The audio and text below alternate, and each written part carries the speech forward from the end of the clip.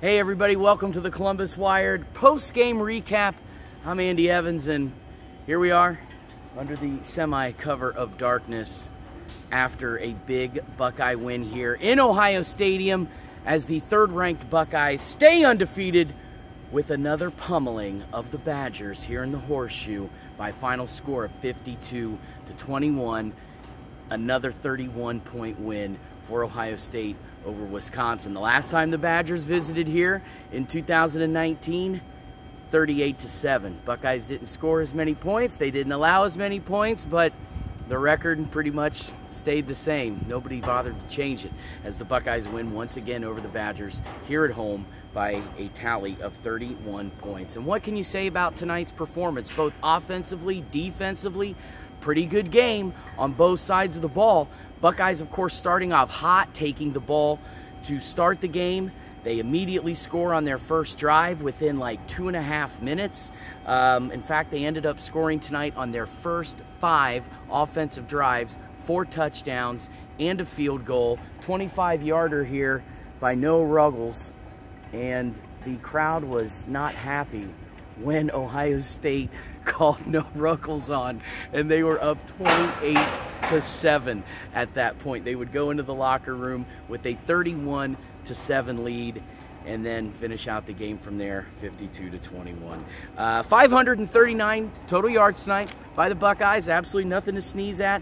Pretty much right down the middle, 281 through the air, 258 on the ground, including now 2 100-yard rushers in the same game, something that has not happened since Justin Fields and Trey Sermon did it against Michigan State in 2020. And tonight it was Mayan Williams with 11 carries, 101 yards, 2 touchdowns, and Travion Henderson, who looked pretty good, and it looked like his foot was not affecting him at all tonight as he led the team with 23 carries for 121 yards. Didn't score, but still, after coming off the field early last week, being seen in a boot after last weekend's game against Toledo, he came out and had himself a pretty darn good game in his first 100-yard rushing game of the season, as well as Mayan Williams. So not only do Williams and Henderson finally get their 100-yard game of the season, they do it both in the same game. C.J. Stroud owning all of those passing yards tonight, going 17-17 for the 281 through the air, 5 passing touchdowns. Did throw an interception. Get into that here in a second. First interception of the year. However, 5 passing touchdowns. He may have thrown his first interception of the year, but he now becomes the only Ohio State quarterback in school history to have at least 7 games with at least 5 passing touchdowns or more. So a couple of firsts. CJ, that's all he's been doing since he's come in here, is set records at Ohio State. 5 passing touchdowns. Now the only OSU quarterback to have at least 7 games where that has happened. Just absolutely unbelievable what this dude is doing. Tell you what, if he doesn't have a seat in New York, I know it's still early in the season, folks, but my goodness, 16 passing touchdowns now on the year for C.J. Stroud, and he's got, I think, close to now 1,200 yards after tonight. Still, he was not totally pleased with his performance. He said in the post-game press conference, he actually said a couple of different times he was irritated and said there were throws that he should have made, including right here in this end zone, what could have been Cade Stover's 3rd touchdown catch of the game, instead overthrew him, which led to the 25-yard Noah Ruggles field goal, which would have put Ohio State up 35-7 instead of 31-7. But he said overall, hey, he's not perfect. And the thing that irritated him most, obviously, not only overthrowing Cade Stover for what could have been Stover's 3rd touchdown catch, but throwing his first interception of the year. Happened right over here. Marvin Harrison Jr., kind of an out route towards the sideline. Stroud just put a little bit too much on it, and Wisconsin safety John Torchio was there for the interception. But, hey, like he said, he's not perfect. It's going to happen. So, have to kind of forgive him for that. And, you know, I mean, he kind of led the team to 52 points. So nothing to really shake your head at, right? Through the air, receiving wise, trying to get my bearings about me here, folks. Sorry, once again, it's kind of late. I'm trying to figure out where I'm at on the page here. Marvin Harrison Jr. Speaking of, kind of a quiet night. 3 catches for 45 yards, no touchdowns. Second game this year without a touchdown catch. In fact, he came into the game tied for second in the country as far as individual receivers concerned with 5 touchdowns. Probably gonna slip a little bit, but that's all right. I think he'll probably be okay when the Rutgers Scarlet Knights come in here next weekend. But C.J. Stroud still in rhythm with other guys like Cade Stover, who finally had who had his first touchdown catch of his career, ended up having 2 of them. Stover, the first one, in fact, he had both of them in the first quarter on a 13-yard catch. His second came 5 minutes after that on a 2-yard snag, and he ended up with 4 catches for 51 yards and the 2 touchdowns. And how about Emeka Egbuka? 3rd straight game now for the sophomore. Holding 6 catches tonight, 118 yards and 2 touchdowns. And receiver Julian Fleming, good to see him back. We are finally starting to see what all the fuss was about when Julian Fleming came in 3 years ago. And finally, all of this hard work, all of his fortitude, overcoming injuries, is finally starting to pay off for him. 4 catches tonight, 67 yards. He had a touchdown grab as well. So how about the defense?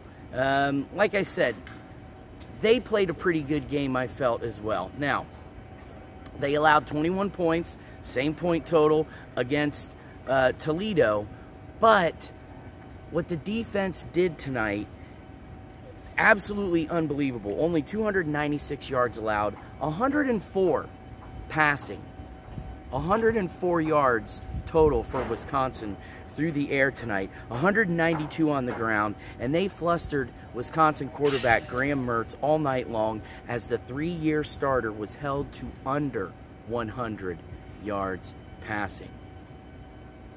11 of 20 on the night, 94 yards, did have a touchdown toss. However, he was picked off, his 3rd interception of the season, and that being Ohio State's now 2nd interception, as Mertz woefully threw behind his dude right up here, right around like the 20-yard line, and just woefully, in fact, I think I just said he overthrew. He threw behind his guy, woefully threw behind his receiver. Tanner McAllister was standing right there. Boom. McAllister now with Ohio State's 2nd interception of the year. But remember how I was saying in the pregame preview that Graham Mertz was a guy who we shouldn't be afraid to fluster Ohio State's defense with his feet. Like, he just wasn't that kind of quarterback. He was averaging 3 carries per game, and he literally had a total of -4 rushing yards for his career. Tonight, 5 carries, 15 yards. He had a 1-yard touchdown run, which came about halfway through the 2nd quarter, and that was Wisconsin's first score of the game.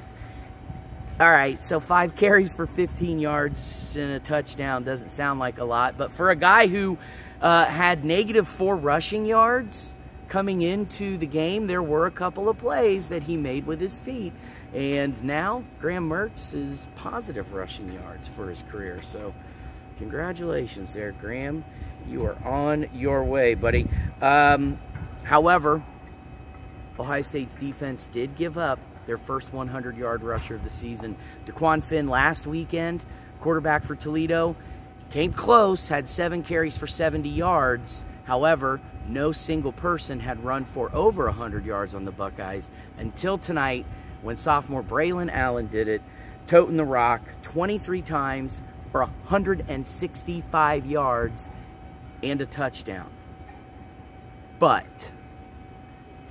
that touchdown was a 75-yard run, busted up the middle here, sliced over to the left sideline, and zoomed up into the end zone, untouched, for for a 75-yard run. So had that not happened, and that came against Ohio State's second teamers in the fourth quarter with about 7 minutes to go. So had that not happened, at that point, 22 carries for 90 yards and no touchdowns. So he was still close to that 100-yard, being on the verge of 100 yards.